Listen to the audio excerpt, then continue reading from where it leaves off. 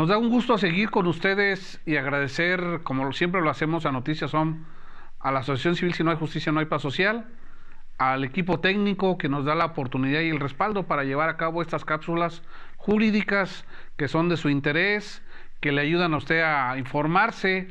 El conocer los derechos es algo tan importante en estos tiempos que en ocasiones es nuestra defensa cuando en una eventualidad, hasta en la calle, alguien quiere abusar, o en la casa, o alguna llamada telefónica, de muchas formas.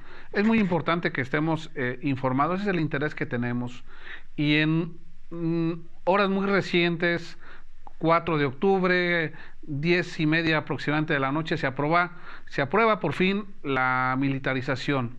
Es algo que nosotros ya habíamos dado una opinión sobre aquella exposición que hicimos del caso Cabrera y Montiel, y de esta forma, amigos, queremos entonces dar una opinión de un tema que, aunque no está estrechamente relacionado al 100, pero que nos preocupa porque en los derechos humanos hay un principio que se llama progresividad, y pareciera que ahora estamos regresando. Miren, la progresividad se da en estas reformas que tenemos en el 2011 con la introducción de los derechos humanos, el catálogo de los derechos humanos. Se introducen estos principios que tienen que ver precisamente con la incorporación de esos acuerdos convencionales, de esos tratados internacionales donde México es parte.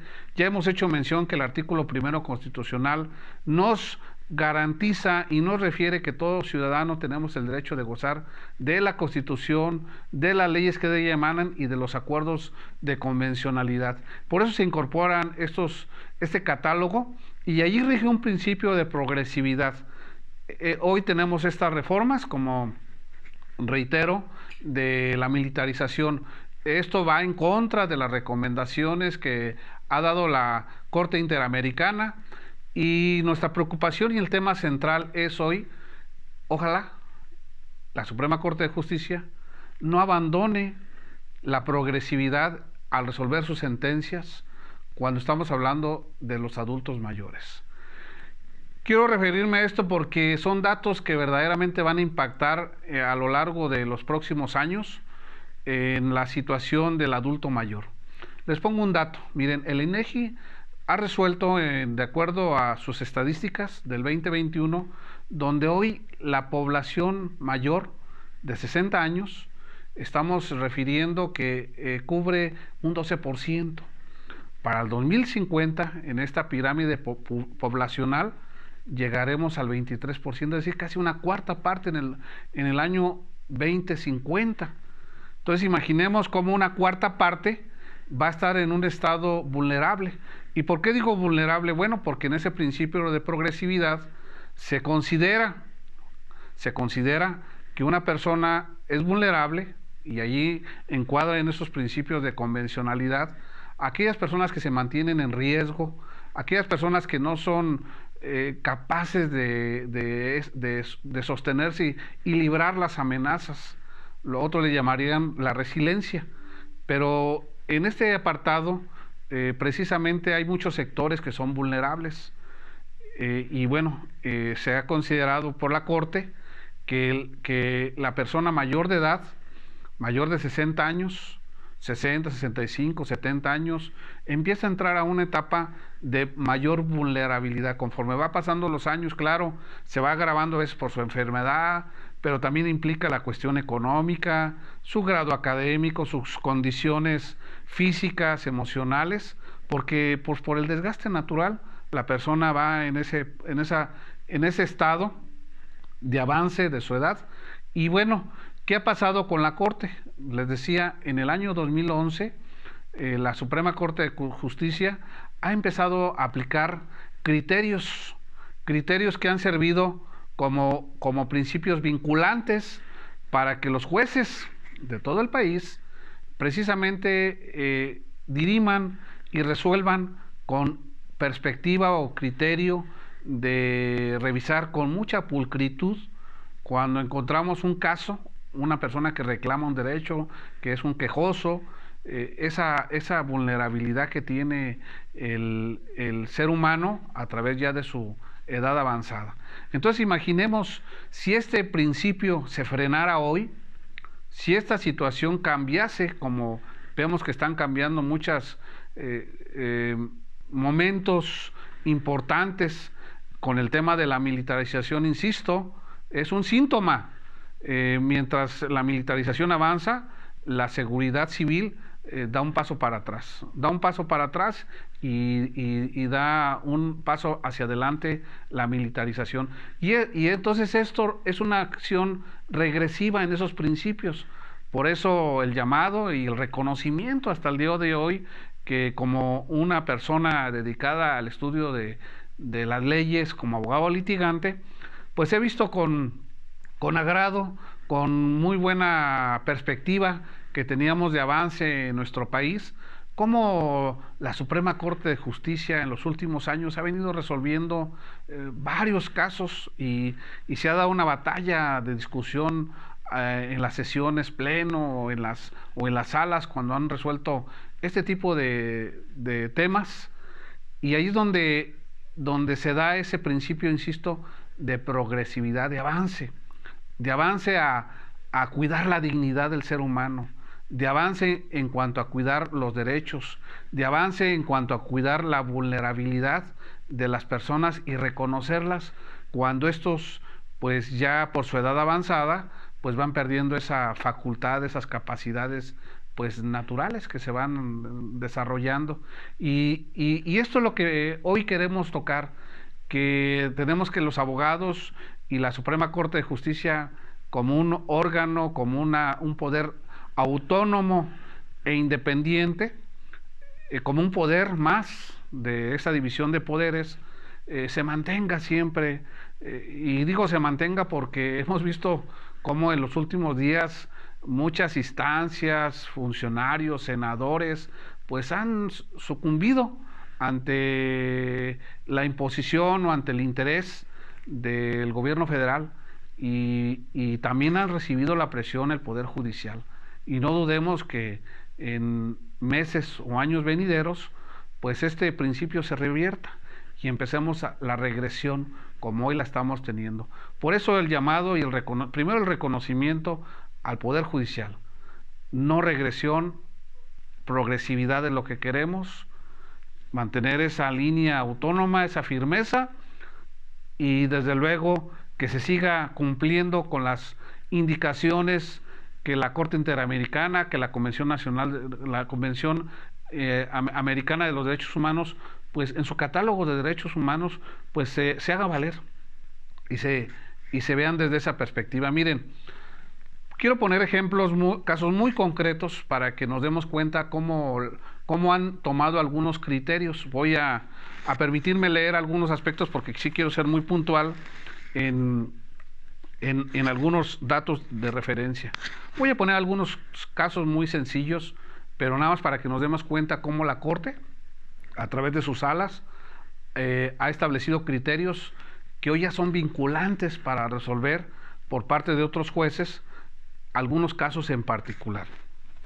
Me refiero, por ejemplo, al caso en un amparo en revisión 7155, fue en el año 2017, cuando una persona mayor de edad, acude con engaños a firmar un documento donde se le decía que era un pasaporte, y resulta que era una escritura lo que se estaba revisando. Esta persona es una persona mayor de edad, de 77 años de edad.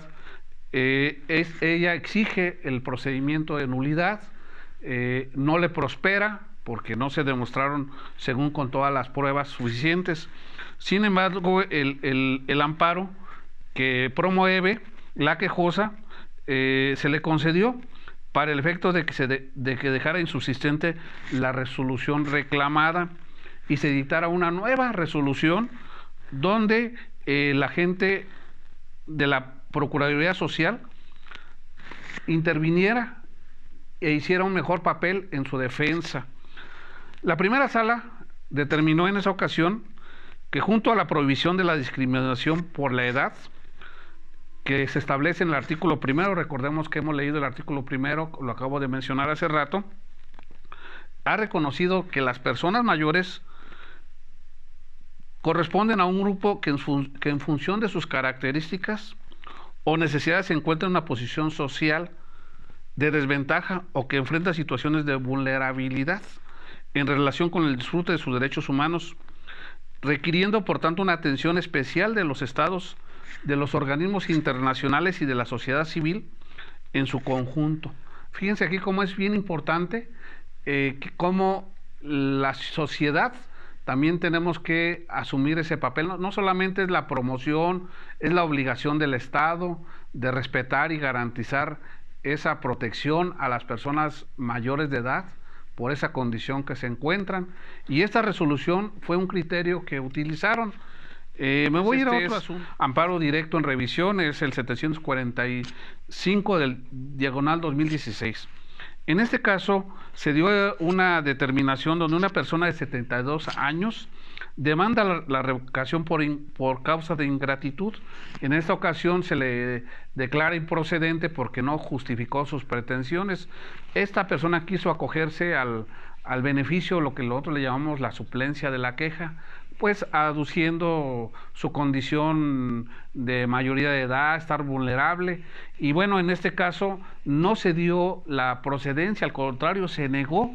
Sin embargo, aquí lo interesante de esta resolución es el planteamiento que hace el ministro Ramón Cosío en su momento, es ya un ministro en retiro, donde él se separa y establecen que ciertamente, aunque no se finca de manera precisa que ser adulto mayor significa que la ley en este caso el artículo 70 de la ley de amparo puedan ampararse, ahora sí puedan recurrir a este principio de suplencia de la queja, pues sí significa que habría que estar precisando cuando se encuentra una persona en estado de vulnerabilidad.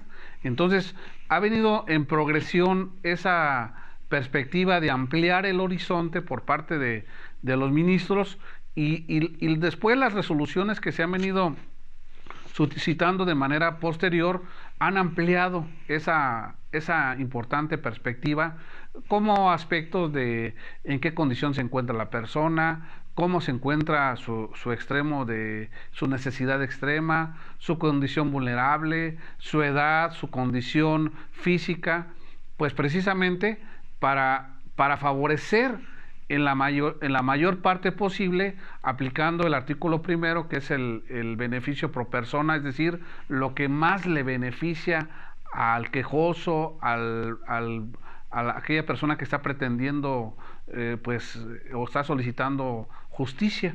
Y aquí es donde han entrado ya otros criterios que han avanzado para abrir ese horizonte y poderse acoger a esos beneficios las personas mayores. Tenemos, por ejemplo, el caso de manera también bien interesante de un amparo directo en revisión. Este fue en 1754, fue un amparo en revisión 2015. Este fue en la primera sala, donde se dice que una persona acudió a promover un divorcio y a pedir se disolviera dicho matrimonio. En esta demanda pidió que se le hiciera una compensación. El cónyuge dice: no te voy a dar nada más porque tu situación ya está favorecida con la jubilación que estás recibiendo. Sin embargo, la Suprema Corte de Justicia, insisto, en esta ponencia que hizo el ministro Arturo Saldívar, Lelo de la Rea, precisamente determinó que no era nada que se oponía a la condición de que si esta persona recibía una pensión y a la vez en su jornada doble que hacía al atender a la familia, pues también era viable que esta persona reclamara gastos compensatorios para sufragar sus gastos médicos. Es decir, en este momento ya se encontraba la persona en una condición de extrema necesidad por su enfermedad. ¿Y qué sucedió en esta determinación? ¿Bajo qué criterio se resuelve? Dice: se concluya que la pensión alimenticia compensatoria no es incompatible con el hecho de que la quejosa haya tenido un empleo remunerado, pues lo relevante para fijarla es el estado de necesidad en que se encuentra, ya que la finalidad de dicha compensación es eliminar el desequilibrio económico, así como el acceso a una vida digna. Aquí es donde entra el concepto fundamental de la vida digna, que el ser humano siempre buscamos ser felices, pero también para poderlo lograr tenemos y buscamos tener una vida digna. Si no la tenemos, pues va a generar tristeza, angustias, dificultad. Y son entonces estas resoluciones, fíjense cómo muy interesantes, buscando la dignificación del ser humano.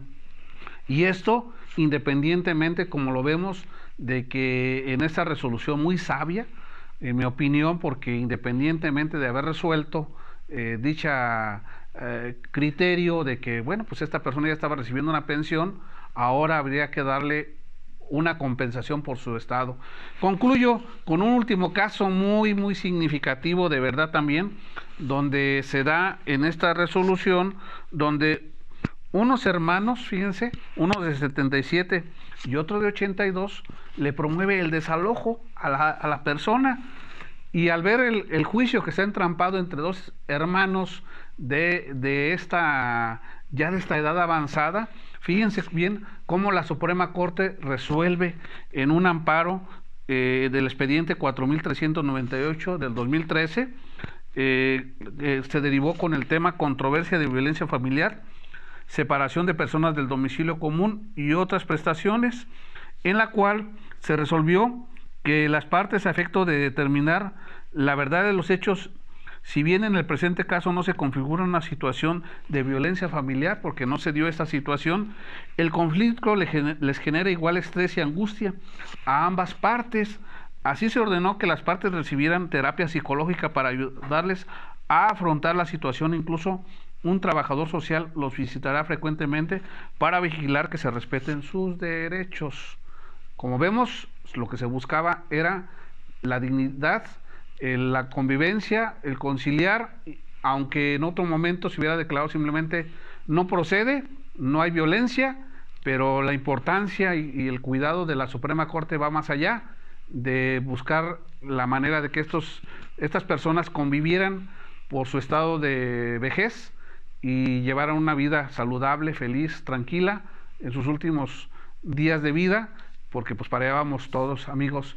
Me despido, amigos, con esta información, de verdad, buscando y pidiendo que la Suprema Corte, y agradeciendo estos criterios inteligentes, sabios, y que vayamos para adelante, jamás para atrás. No queremos regresar en México. Ese es el mensaje que les dejo. Quedo a sus órdenes. Mi número 4431 4250 41.